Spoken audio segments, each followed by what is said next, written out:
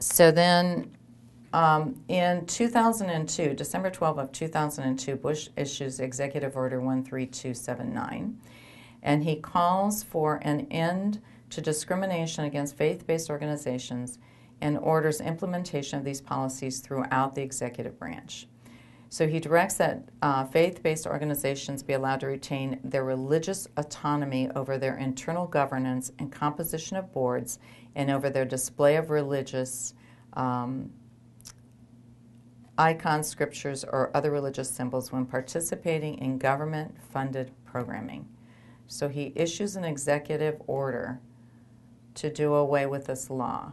I mean, for me, to realize how one branch, interacts with another branch and just decides, well, we're not going to follow this law anymore, and this is how we're going to do it. I just think it's amazing.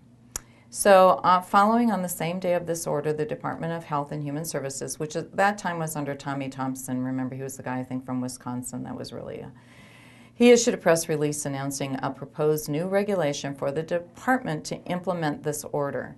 And included in the bullet points were the statements that religious organizations may retain a religious environment and religious symbols in their facilities where HHS-supported services are delivered. That means with our taxpayers' dollars. And religious organizations that receive funds from covered programs have a federal right under existing civil rights laws to take their faith into account in making employment decisions, permitting them to limit hiring to employees who share their religious beliefs. So this is in 2002.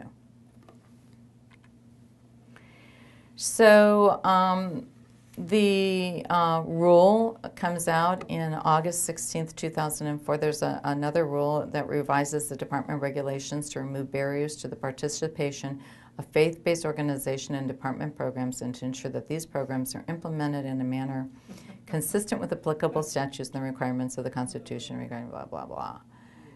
Yeah. So it's just this march. It's just this continual march over these years that this is being instituted, over and over again in all of these places. So maybe you're going to cover this, but how do they determine what is a religious organization? That's a really good question that just comes up, and it was done, actually it came out in the book that the way that they just decided. They would just have one or two people that would sit in the White House in the Office of Faith-Based Initiatives and Community Initiatives that would just look at the applications and go, oh, this is not a religious organization, and they wouldn't even consider it. Oh, this is a religious organization, and they wouldn't. It was very arbitrary. There was no set of guidelines or rules. Also, they stopped keeping data and statistics when they instituted these programs. Okay, so further, some, if not most, religious organizations are not following the guidelines and steps are not being taken to monitor and bring them into compliance, which is something that we as a coalition are paying attention to and we're complaining about. And we're writing letters and we're lobbying and we're saying, look, we want you to do this. We were trying to get Henry Waxman's Oversight Committee in the Congress to start looking into this for us, and it was we didn't get very far with it at all. But that was one of the places where we were lobbying. We were saying, look, this stuff isn't happening, so we need for you to step up on this. But there was so much going on then. Anyway, so the measurement of the effectiveness and performance of these programs was supposed to be required. All right, now I'm going to introduce this here kind of like in the middle of, because this is so intertwined. This is the Religious Freedom Restoration Act, H.R. 1308, and came into being March 11th, 1993. So this is prior to 1996 when charitable choice came into being. All right, so the Congress finds that the framers of the American Constitution recognizing free exercise of religion is an unalienable right secured its protection in the First Amendment to the Constitution. Laws neutral toward religion may substantially burden religious exercise without compelling justification. This is the new thing in 1993, that as far as I know, for the first time, it's always been couched that if a law is neutral, it's not secular, it's not religious, it's neutral, that would protect us. But they have now introduced this act that says laws that are neutral toward religion substantially burden religion. And they make a new requirement that the government has to have compelling justification. Are there any attorneys in the room? Okay, so this has to do with strict scrutiny. It's a very high barrier. Right. So do you just want to briefly tell people about scrutiny? There's 3 of them, right? Yeah, well, yeah, basically. There's when a court is weighing the constitutionality of a law, there's different levels of scrutiny, and you can have rational basis where you only have to articulate some sort of plausible connection between the legislative goal and the rule. There's strict scrutiny where there has to be a compelling governmental interest that is closely furthered by the rule, and there's intermediate, which is somewhere in between.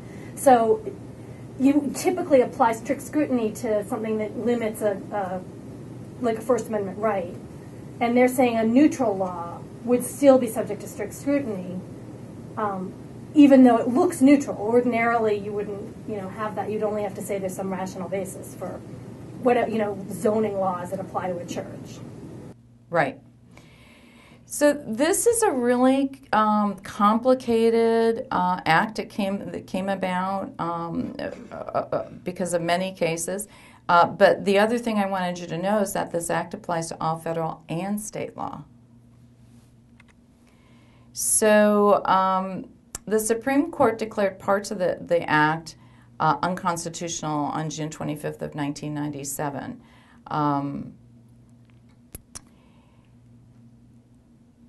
The act had to do with, there were a number of cases that it had to do with, and you maybe probably know more about this than I do. I know there's the Smith case, and there was a Native American case. There was a case where a woman, and I think she was in the Carolinas, one of the Carolina states, and she didn't want to work on Saturdays because her religion was opposed to working on Saturdays, and so they fired her because she needed to work on they needed somebody to work on Saturdays, and so then they denied her unemployment benefits because they felt she could work on Saturdays, and so she sued because of her religion. Now she won that case. Then there was a case in I think the state of Washington, and there were 2 Native Americans, and they were smoking peyote. And that was part of their religious freedom as far as they were concerned. And interestingly enough, they worked for, I think it was a drug program. So, I mean, it was really egregious that they were smoking, I looked it up. It's not pot. It's mescaline, and I don't really know what mescaline is, but whatever. Yeah, it comes from a cactus. So, it is legitimately a part of their yeah, it really is. In the 1960s, the Supreme Court ruled on that. They were allowed to do this part of their religion. Right. Exactly. That's right. Well, no. What happened is that the Supreme Court, so anyway, they went for unemployment because they were fired. And the state said, no, we're not going to give you unemployment on this. So they sued. So Scalia was one of the people that wrote on this. And what they said is that because the law was neutral, it wasn't saying that there was something wrong with their religion. It was just that nobody was allowed to do drugs on the job. They lost. And that was one of the big reasons why the Congress wrote this act, this Restoration Act, and said that there had to be the standard of strict scrutiny.